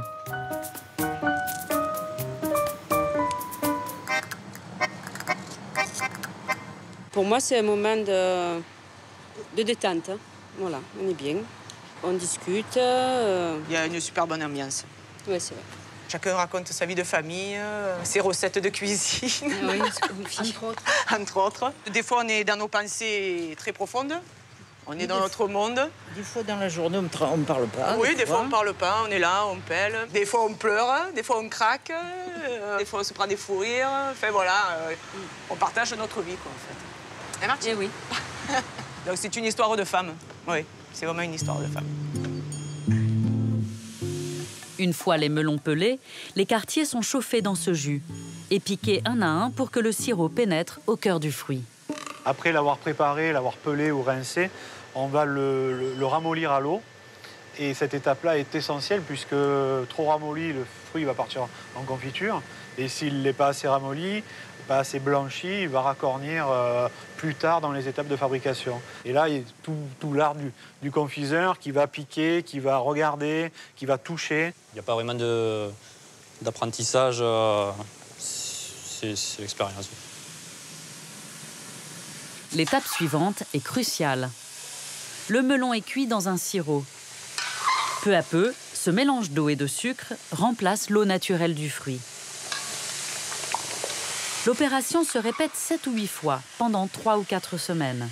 C'est le confisage. Une alchimie gourmande qui transforme doucement le fruit et exhale des parfums intenses. Ça dégage vraiment un parfum assez exceptionnel. D'ailleurs, même quand on passe les différents bouillons, on le sent même dans la cour. Ça sent un peu l'été. On arrive à la fin, hein, comme presque bientôt. Et là, c'est la même cuit. Ouais, ouais.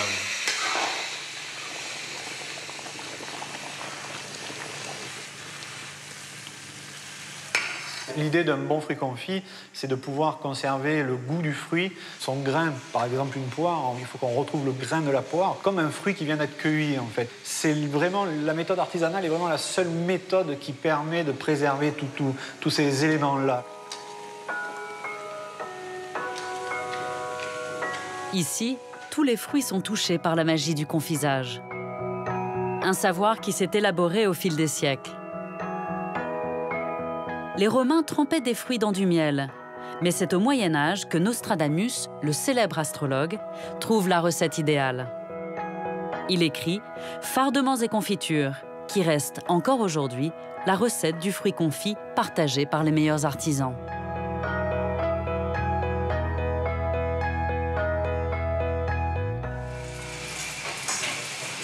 Avant de faire le bonheur des amateurs, l'équipe de confiseurs doit réaliser un dernier bain, un glaçage, qui va habiller chaque fruit d'une fine robe de sucre.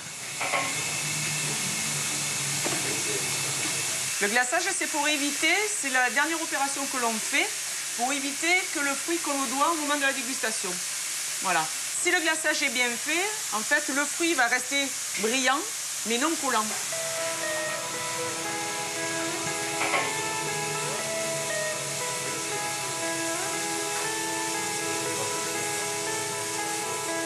Sublimés par cette longue transformation, melons, poires, fraises, figues, oranges et mandarines gardent toute leur place dans le patrimoine provençal.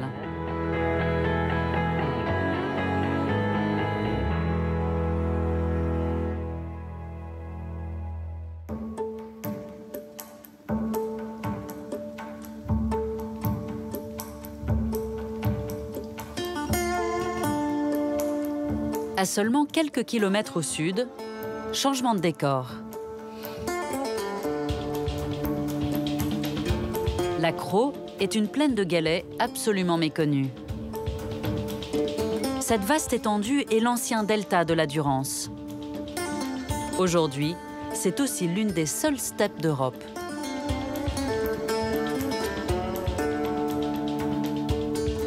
Une terre désertique, mais dont les hommes ont su tirer parti. Une fois irrigué, ce territoire donne naissance à un trésor, une richesse unique qui s'exporte dans le monde entier. C'est le foin de Crau. Une multitude de plantes et de fleurs qui donnent à ces prairies leur exceptionnelle qualité et a même permis à ce fourrage de recevoir une appellation d'origine contrôlée. Lionel Escoffier est l'un des ardents défenseurs de cette culture. Donc voilà, toutes les graminées, elles sont ce style-là. Donc vous avez du dactyle, du brome, du fromental. Et ensuite, vous avez donc on va dire une partie, nous, qu'on appelle le talon, en fait, qui est essentiellement composée de légumineuses. Donc vous avez aussi de la carotte sauvage. Donc là, j'en vois pas, mais ah si, voilà, de la carotte sauvage. Du pissenlit, du plantain. Enfin voilà, donc toutes ces espèces qui font le talon.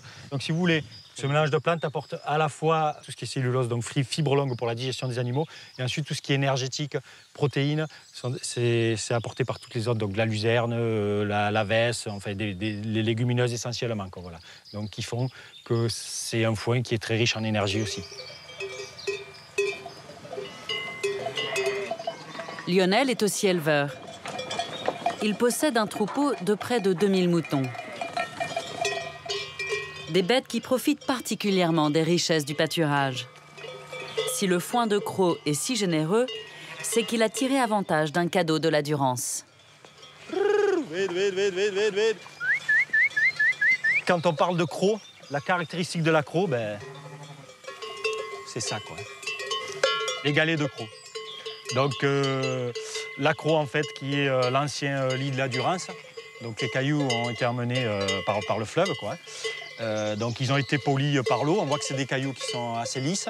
Donc l'avantage de ces pierres, c'est qu'elles apportent, à la fois elles aèrent le sol, et ensuite la caractéristique principale, c'est que le galet, la journée, capte la chaleur du soleil et la restitue la nuit. Donc c'est-à-dire qu'on a l'habitude de dire qu'en gros, l'herbe pousse autant le jour que la nuit, voire sinon plus la nuit que le jour, quoi, voilà. Et du coup, l'herbe pousse beaucoup plus vite.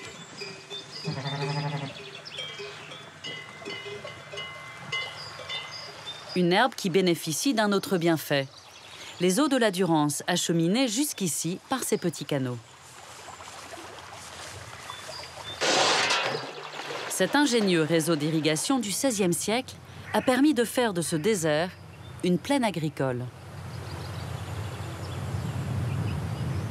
C'est grâce à l'eau que nos terrains sont aussi fertiles.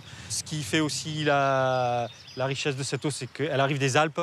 On peut voir là, elle est assez boueuse, donc elle est chargée de limons, d'oligo-éléments. Et ces limons, une fois que l'eau pénètre dans le sol, ils se déposent sur la parcelle. Et ça, c'est ce qui apporte aussi tout ce qui est minéraux, vitamines à la prairie, à l'herbe et au foin de cros.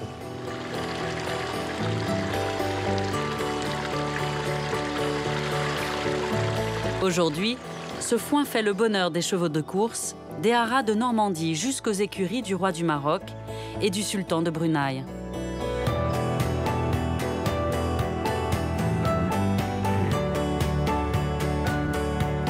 En quelques kilomètres, la plaine de la Crau laisse la place à un paysage inattendu, les marais des Baux. Cette vaste zone humide est une reconquête.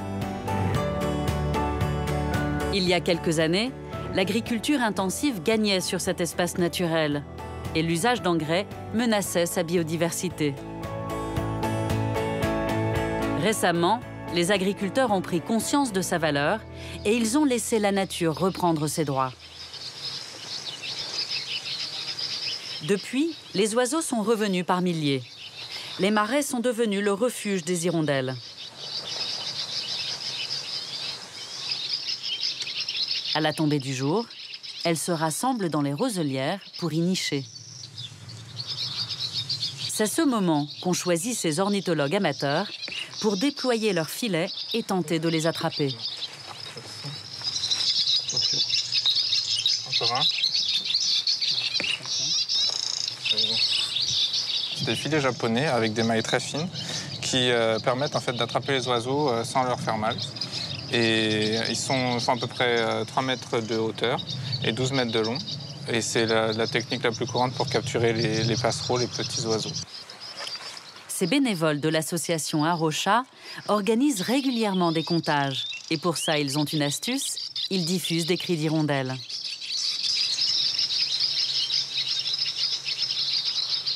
En quelques minutes, plusieurs oiseaux se font prendre au piège. Mais très vite, ils sont délivrés.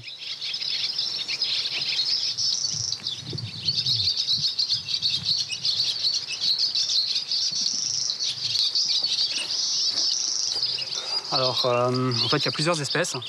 Ça fait partie de la famille des insectivores. Ce sont des oiseaux qui ont donc un bec assez fin. La particularité en fait de cette famille-là, c'est qu'en fait, elles vont avoir une grande bouche et elles vont chasser les insectes en vol. Donc, elles ont des ailes assez longues qui leur permettent en fait de bien manœuvrer dans les airs. Donc, cette espèce n'est pas encore menacée, mais on note un gros déclin. Donc, du coup, c'est vraiment important de s'intéresser à ce petit oiseau qui fait quand même une traversée assez fantastique. Elle va parcourir jusqu'à 3000 km.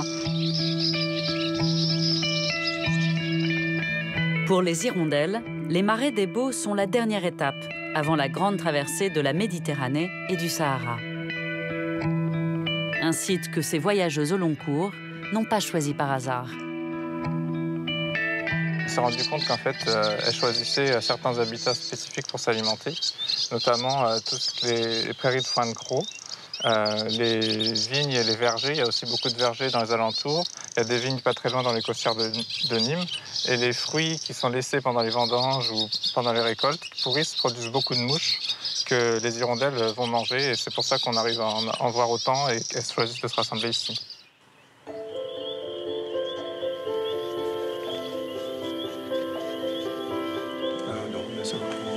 À la nuit tombée, suite du programme d'études. 18,6 g. Les hirondelles sont mesurées, baguées. Elles passent même à la pesée. Et là encore, les bénévoles ont un moyen étonnant pour évaluer leur santé physique.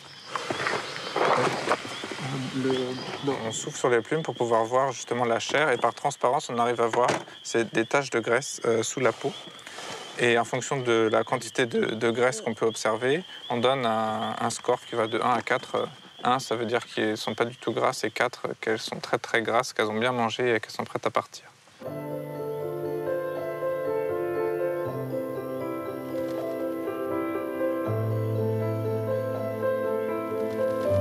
Les 238 hirondelles étudiées par l'équipe ne seront relâchées que le lendemain matin.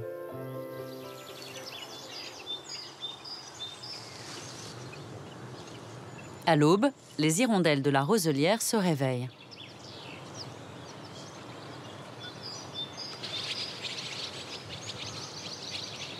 C'est le moment de libérer les captives.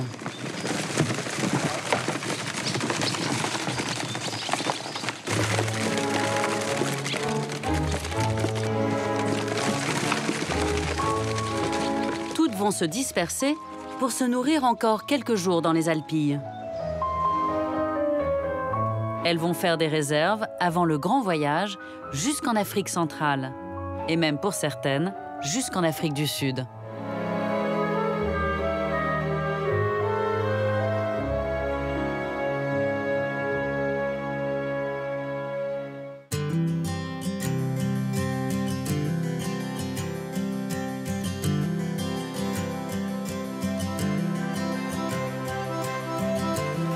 Retour dans la ville d'Arles. Le chaland romain a été sorti de l'eau il y a maintenant 1 an et demi. Au musée, des travaux d'agrandissement ont démarré, car ce bateau est tellement grand qu'il faut construire une nouvelle salle d'exposition.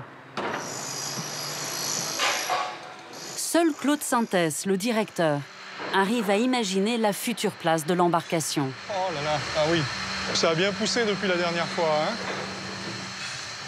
Le bateau va être installé de cette manière, c'est-à-dire que vous aurez la proue qui sera là-bas, puis le bateau va se développer sur toute cette fosse et va arriver jusqu'à l'arrière là-bas, à la poupe. Et on a trouvé aussi le mât du bateau, et donc il va falloir installer le mât sur son bateau, bien évidemment, et pouvoir donner au public la compréhension de ce qu'était véritablement un bateau dans l'Antiquité.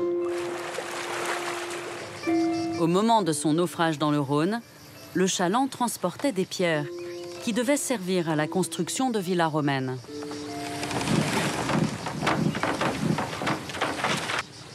C'est avec son chargement et l'ensemble des objets ayant appartenu à ces marins qu'il sera présenté dans la nouvelle aile du musée.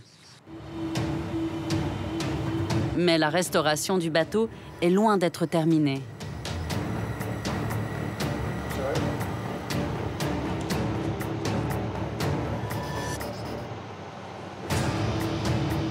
À Grenoble, ce restaurateur s'apprête à utiliser des moyens hors normes, les techniques de l'industrie nucléaire. Donc là, on est dans la cellule d'irradiation. Ça, c'est des éléments du mât du chaland de Arles. Et donc, ces éléments ont été imprégnés d'une résine liquide et on va durcir cette résine en utilisant des sources radioactives, des sources de cobalt 60. Et c'est ce rayonnement qui va provoquer le durcissement, la polymérisation de la résine. Le mât est installé dans un blocos étanche, dont les murs et la porte mesurent 1,50 m d'épaisseur.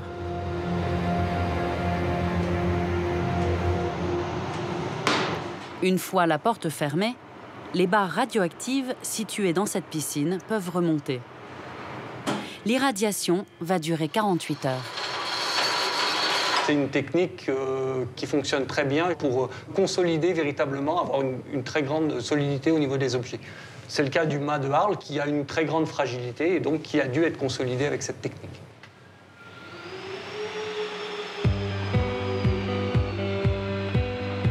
Dans le hangar voisin, le travail de remontage du bateau est en cours. Le chaland doit être présenté au musée d'Arles dans 6 mois à peine.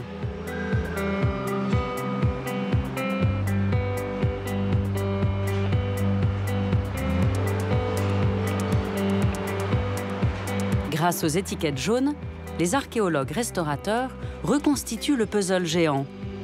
Et chaque pièce de bois reprend sa place d'origine.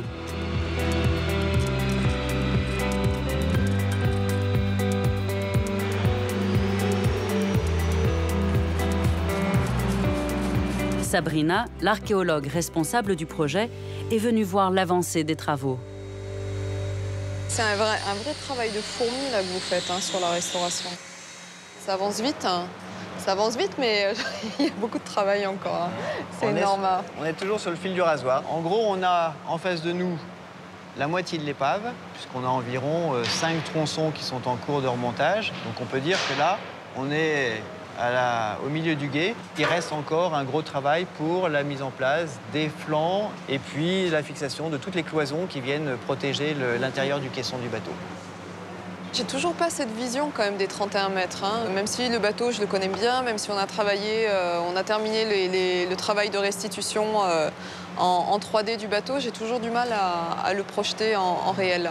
Ce sera que dans le musée au mois de septembre, que quand on amènera les derniers tronçons, qu'on arrivera tous à voir au dernier moment le bateau reconstitué. Ça va être un moment fort, oui.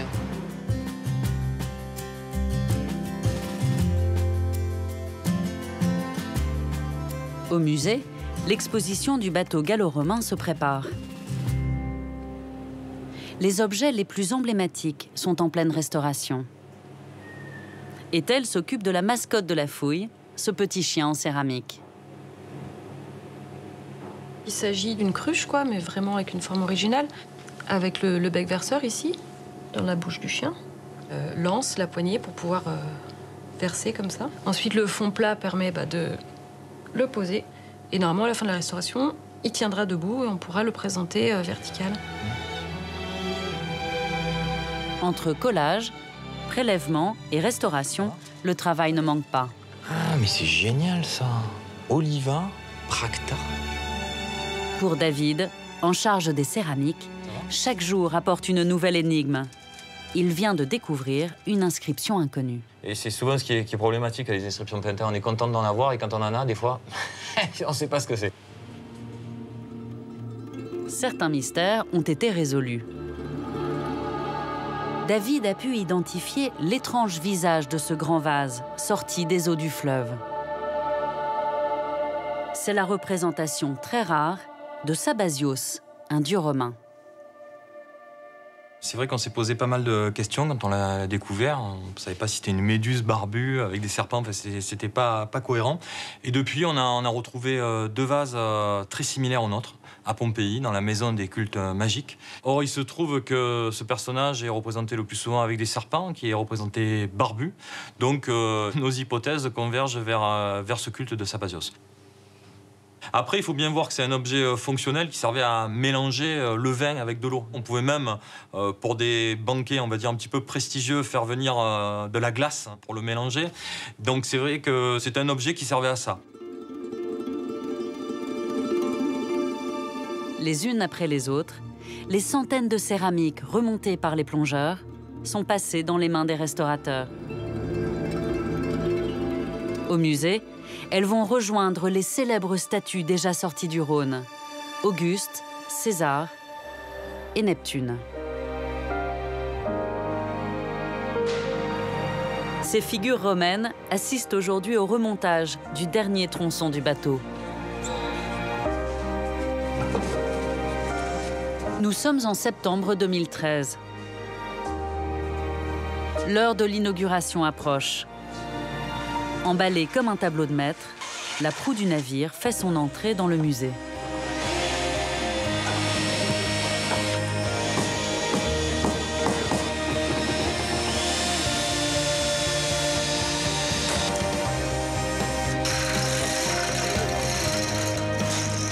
Sous l'œil de Claude Sintès, le directeur du musée, le chaland romain se découvre en entier pour la première fois. Là, ça a l'air tout simple.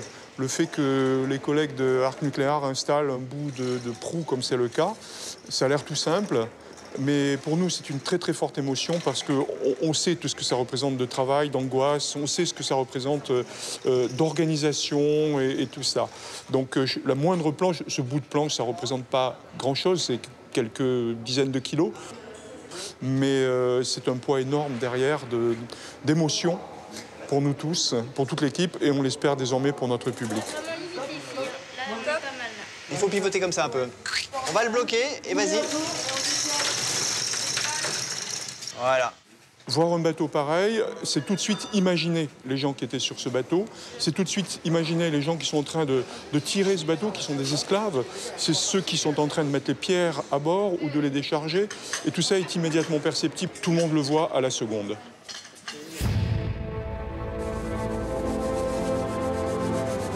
Dernier jour de travail et dernière retouche. 450 objets qui racontent la vie du port d'Arles au 1er siècle après Jésus-Christ rejoignent les vitrines de la nouvelle salle du musée. Et la mascotte de la fouille, désormais entièrement restaurée, trouve une place de choix.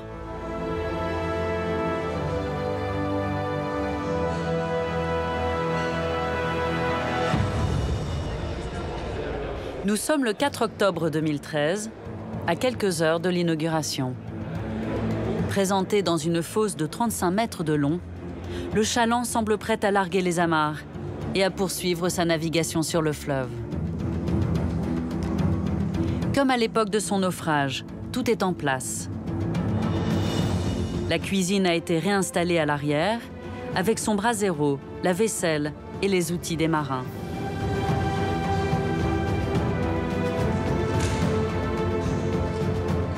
À bord, rien ne manque. Pas même le mât de halage. Ce qui rend cette épave unique au monde. Cette épave, quand on a commencé à la fouiller en 2008, déjà on ne savait pas qu'elle était complète et on ne savait pas qu'elle nous réserverait autant de surprises. Quand on a découvert le mât de halage, voilà, on se disait mais on a tellement de chance, on a tout quoi, on a tout. Une belle histoire. Une belle histoire et un vrai morceau de notre vie à tous, ouais. Ouais, on n'en sort pas. On n'en sort pas indemne, on va dire. Voilà. Ouais. 18 h, la foule qui s'est amassée devant les portes du musée s'approche avec impatience de la nouvelle salle d'exposition. Pas trop le trac? Un petit peu. Le cœur qui bat. Les Arlésiens sont au rendez-vous et se pressent pour voir la nouvelle vedette. Jean-Marc Bernard et Othello Badan n'ont pas voulu rater l'événement. Magnifique. Magnifique. C'est une pièce exceptionnelle, absolument. Vous imaginez quelque chose comme ça? Ah ben non, pas aussi gigantesque. Je pensais que les petits bateaux à fond plat, ils étaient plus petits que ça. Mais là, c'est un truc de 30 mètres de long comme ça. Dès qu'on est du côté de la proue ou de la poupe, là, c'est impressionnant. Puis l'état de conservation, on peut tout lire, c'est extraordinaire. Quoi. Vraiment, je suis enthousiaste. Et parmi la foule, l'équipe de scaphandriers découvre le chaland romain pour la première fois, 2 ans après son sauvetage. Il n'y a pas de paroles pour le décrire, c'est trop beau, quoi. Trop bon. C'est un honneur d'être là, quoi. Un honneur d'être là et un honneur d'avoir participé au relevage, quoi, aux fouilles, au relevage. J'ai pas de mots. Nous, on l'a sorti, ce bateau-là. Nous, on a imaginé comment le sortir. Il faut imaginer que ce bateau, il était 3-4 mètres sous le terrain, avec de la gîte, avec 900 mètres cubes de terrain au-dessus, quoi. Et qu'on a été le chercher comme ça. Et ben là, nous, ça nous rappelle les heures et les heures et les milliers d'heures, parce qu'on imagine, on a 4000 heures de travail en plongée pour le sortir. Et voilà, donc là, c'est vraiment voir l'aboutissement d'un travail incroyable qui sera, je pense, en tout cas pour tous les scaphandriers qui ont travaillé sur cette opération, de nos plus beaux chantiers, quoi. Et pour moi qui l'ai dirigé, évidemment, c'est une énorme satisfaction. Le bateau vous échappe un peu à partir de ce moment-là? À partir de là, il est rentré dans le domaine du patrimoine, il n'est plus à nous, il est au public. Donc ça, on le sait, on fait ce métier pour ça, pour restituer au public. Et c'est vraiment avec beaucoup de bonheur de voir justement beaucoup de gens venir admirer ce bateau. Après 2000 ans passés dans l'eau, le chaland du Rhône a été classé trésor national.